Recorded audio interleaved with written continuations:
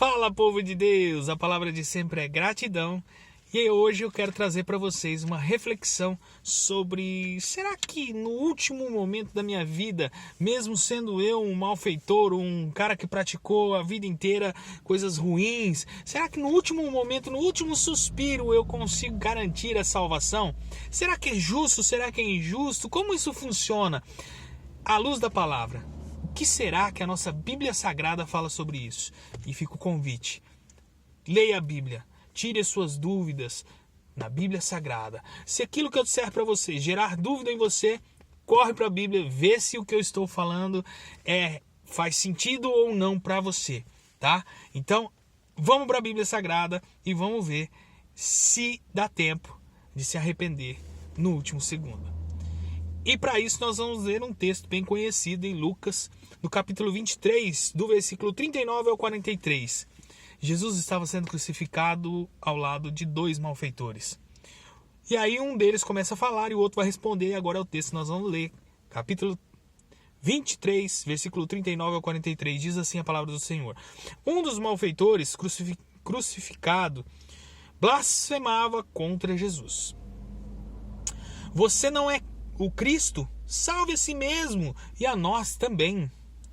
Porém o outro malfeitor o repreendeu, dizendo: Você nem ao menos teme a Deus, estando sobre igual sentença?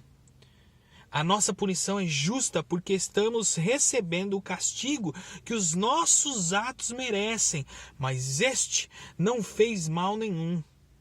E acrescentou: Jesus, lembre-se de mim quando você vier no seu reino. Jesus lhe respondeu: Em verdade lhe digo que hoje você estará comigo no paraíso. E aí? Será que no último segundo, no último momento da nossa vida ainda dá tempo de conquistar a salvação? Pois bem, é um risco muito grande. É um risco muito grande acreditar que no último segundo nós podemos conquistar a salvação. Porque este homem, ele não apenas conquistou a sua salvação.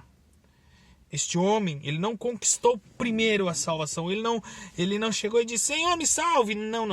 Não foi bem assim. Primeiro ele reconheceu os seus atos maus. Ele reconheceu que ele estava pagando pelos atos que ele havia cometido. Então, ele estava recebendo justa punição ao ser crucificado. Ele reconheceu os atos. Segundo, ele reconheceu que Cristo era realmente o Filho do Homem.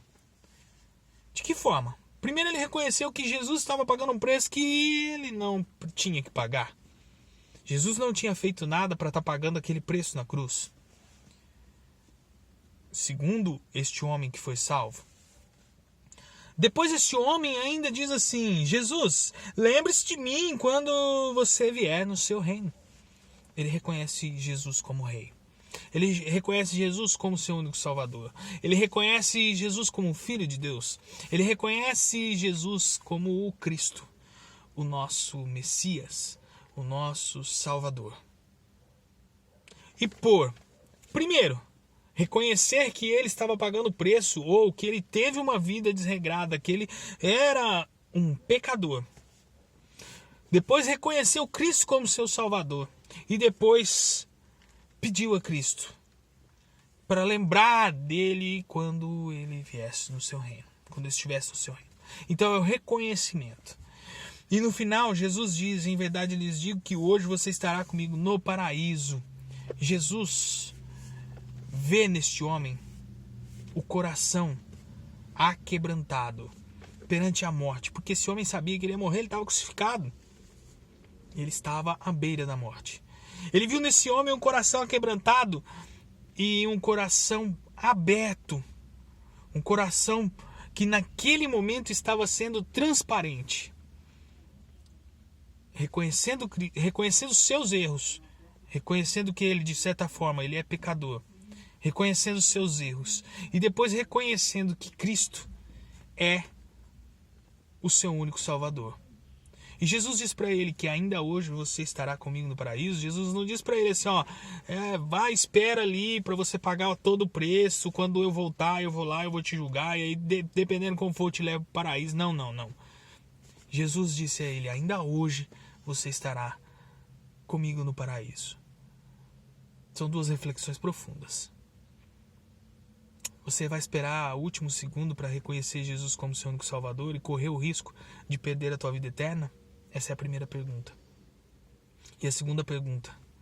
Você acredita mesmo que você precisa passar, depois do que você viver nessa terra, que você ainda precisa passar por algum outro lugar para pagar o preço daquilo que você viveu? Essa passagem aqui explica muita coisa. É um texto pequeno, mas de grandes reflexões. E eu quero deixar esse convite para você. Leia. Vê se aquilo que eu acabei de falar para você aqui agora faz sentido ou não, segundo a Escritura. Tire as suas conclusões. Entregue a sua vida a Cristo. Tenha a possibilidade de salvação. Deus abençoe o seu dia. Fique com Deus e até a próxima. Tchau, tchau.